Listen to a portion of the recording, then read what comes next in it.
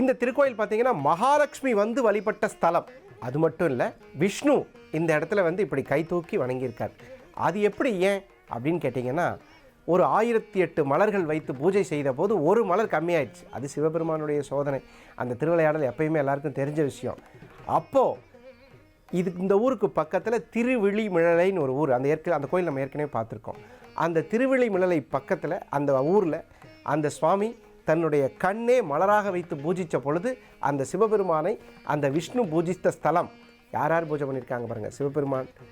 சிவபெருமானை சூரிய பகவான், விஷ்ணு, மகாலட்சுமி, அகத்தியர், யமன் இவங்கெல்லாம் வந்துட்டு போன ஸ்தலம். இப்போ இந்த திருக்கோயிலில் என்ன, நீங்கள் எப்பயுமே ஒரு பரிகாரம் சொல்லுவீங்களே, இந்த மாதிரி இருந்தால் இந்த மாதிரி பிரச்சனை வராது. உண்மை, யம பயம் போயிடுங்க. யம பயம்னா என்னென்னா, எதுக்கெடுத்தாலும் ஒரு பயம் இருந்துகிட்டே இருக்கும் வாழ்க்கையில்.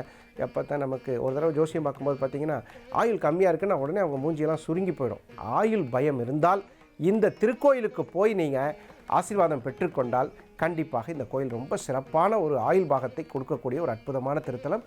அதனால் இங்கே வந்து மிருத்யுஞ்சய ஹோமம், ஆயுஷ் ஹோமம் இதெல்லாம் பண்ணுறாங்க. அடுத்து இன்னொரு விஷயம் என்னென்னு கேட்டிங்கன்னா, உலகத்திலேயே எங்கேயுமே 2 சிவன் கோயில் உள்ளே இருக்காது. அதாவது லிங்கத்துக்குள் லிங்கம் இருக்காது.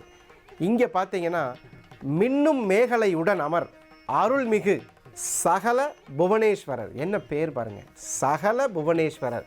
புவனத்தை ஆள்கின்ற ஈஸ்வரன், அதுவும் சகல புவனத்தையும் ஆளக்கூடிய ஈஸ்வரன் இங்கே மின்னும் மேகலையுடன் அருள் காட்சி தருவது ஒரு அபூர்வமான விஷயம். भवाय चन्द्रचूडाय निर्गुणाय गुणात्मने कालकालाय रुद्राय नीलग्रीवाय मङ्गलम् पुरुषारूढाय भीमाय व्याघ्रचर्माम्बराय च पशूनां पतये तुभ्यं गौरीकान्ताय मङ्गलम्.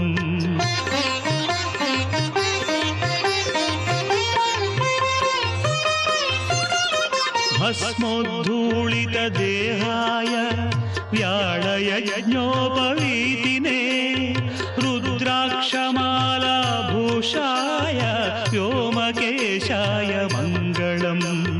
सूर्यचन्द्राग्निनेत्राय नमः कैलासवासिने सच्चिदानन्दरूपाय प्रमदेशाय मङ्गलम्.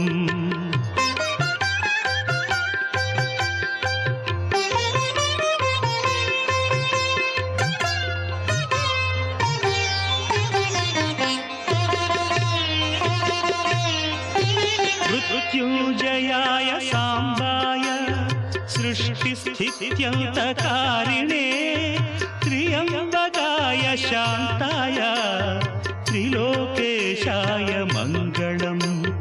गङ्गाधराय सोमाय नमो हरिहरात्मने. இதுக்கு மேல என்ன சொல்ல போற? சொல்றதுக்கு வேற ஏதாவது போய் இருந்தா சொல்லிடு. அவதான் ஏமாத்தி எல்லாத்தையும் என்கிட்ட இருந்து பறிச்சிட்டான்னு பார்த்தா நீயும் இப்ப அதே தான் பண்ணிருக்க. ஏன் ஆலியா, ஏன் இப்படி பண்ண? இந்த உலகத்துல பாட்டிக்கு அப்புறம் நான் யார் மேலேயாவது உயிரையே வச்சிருக்கேன்னா அது ஊ மேலதான் உனக்கு தெரியாதா? ஏன் இப்படி பண்ண ஆலியா? உனக்கு காசு பணம் அவ்வளவு முக்கியமா போயிடுச்சு. அதுக்காக நம்ம உறவை கூட மறந்துடுவியா?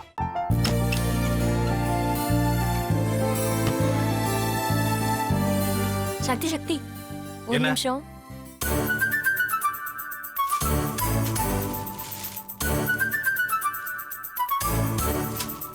இந்தாங்க.